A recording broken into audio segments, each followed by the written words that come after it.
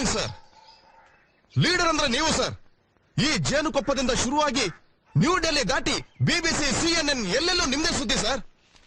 ಇವತ್ತು PM, CM ಎಲ್ಲರೂ ನಿಮ್ ಬಗ್ಗೆನೇ ತಲೆ ಕೆಡಿಸ್ಕೊಂಡು ಕೂತಿದ್ದಾರೆ. ಇವತ್ತಿನ ದಿನ ಇಡೀ ದೇಶ ನಿಮ್ಮನ್ನೇ ನೋಡ್ತಾ ಇದೆ ಸರ್. ನಿಮ್ಮಂತ ಒಬ್ಬ ಲೀಡರ್ ಪ್ರತಿ ಹಳ್ಳಿಲೂ ಇದ್ದಿದ್ರೆ. ಯಾರು ನೀನು? ಏನ್ ಸರ್ ಹೀಗನ್ಬಿಟ್ರಿ?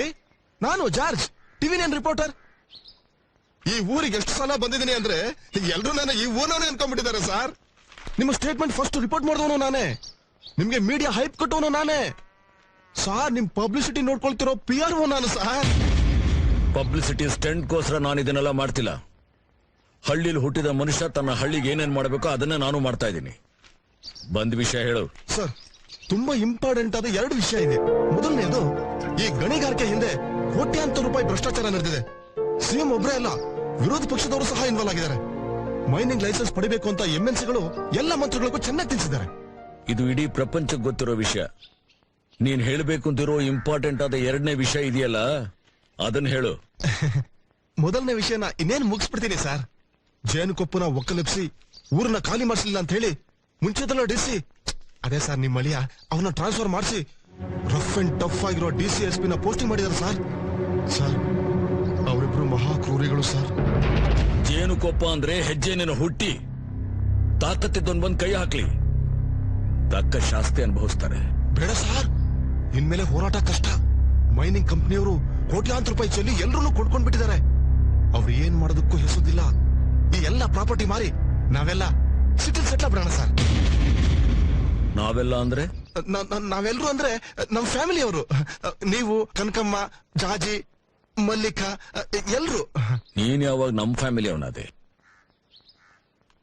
ಅದೇ ಸರ್ ನಾನು ಹೇಳ್ಬೇಕು ಅಂತದ್ದು 2ನೇ ಇಂಪಾರ್ಟೆಂಟ್ ವಿಷಯ.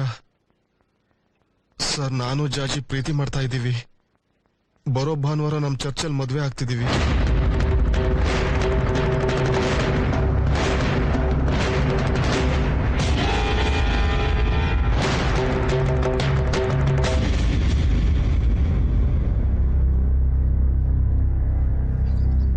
ಇವ್ರ ಮಾತು ನಿಜ ಅಪ್ಪ. ನಾನು ಇವರು ತುಂಬಾ ಪ್ರೀತಿಸ್ತಾ ಇದ್ದೀವಿ. ಅಕ್ಕಗೆ ಆಶೀರ್ವಾದ ಮಾಡ್ದ್ಯೋ, ನನ್ಗೂ ಹಾಗೆ ಆಶೀರ್ವಾದ ಮಾಡಪ್ಪ. ಈ ಕೊಂಪೆಲಿ ನನ್ ಕೊಳ್ಳಿಲಾರೆ. ದಯವಿಟ್ಟು ದಯವಿಟ್ಟು ನನ್ ಭವಿಷ್ಯಕ್ಕೆ ಕಲ್ಲು ಹಾಕ್ಬೇಡ. ಯಾವ ತಂದೆ ತಾಯಿ ಮಕ್ಕಳ ಭವಿಷ್ಯಕ್ಕೆ ಕಲ್ಲು ಹಾಕ್ತಾರೆ? ಯಾವ ತಂದೆ ತಾಯಿ ಹಾಕ್ತಾರೆ? ನಿನ್ನ ತುಂಬಾ ಪುಟ್ಟ ಹುಡುಗಿ ಅನ್ಕೊಂಡಿದ್ದೆ, ತುಂಬಾ ದೊಡ್ಡೋಳಾಗ್ಬಿಟ್ಟಿದ್ಯಾ. ಅಷ್ಟಂದೇ ಹೇಳ್ತಾರ ಹಿರಿಯ ಕಂಚಾಳಿ ಮನೆ ಮಂದಿಗೆಲ್ಲ ಅಂತ. ದುಡುಕಿ ಪಶ್ಚಾತ್ತಾಪ ಪಡಬೇಡ, ಚೆನ್ನಾಗಿ ಯೋಚನೆ ಮಾಡು. ಸರ್ ತುಂಬಾ ಆಲೋಚನೆ ಮಾಡಿ ಈ ನಿರ್ಧಾರಕ್ಕೆ ಬಂದಿದ್ದೀವಿ. ಅವ್ರ ತರ ಓಡೋಗೋ ಉದ್ದೇಶ ನಮಗಿಲ್ಲ. ನಿಮ್ ಪರ್ಮಿಷನ್ ತಗೊಳಕೋಸ್ಕರ ನಿಮ್ ಮನೆ ತನಕ ಬಂದಿದ್ದೀನಿ. ಒಂದು ವೇಳೆ ನಾನು ಒಪ್ಪಿಗೆ ಕೊಡದೇ ಇದ್ರೆ? ಸರ್ ಜಾಜಿಗೆ 18 ತುಂಬಿದೆ.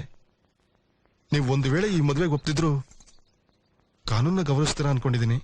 ಆಷಾಢ ಭೂತಿ, ನನಗ್ ಕಾನೂನು ಪಾಠ ಹೇಳ್ಕೊಡ್ತೀಯ? ನಿಮಗ್ ಧೈರ್ಯ ಇದ್ರೆ ಈ ಮನೆ ಹೊಸಲ್ ದಾಟ್ ನೋಡಿ.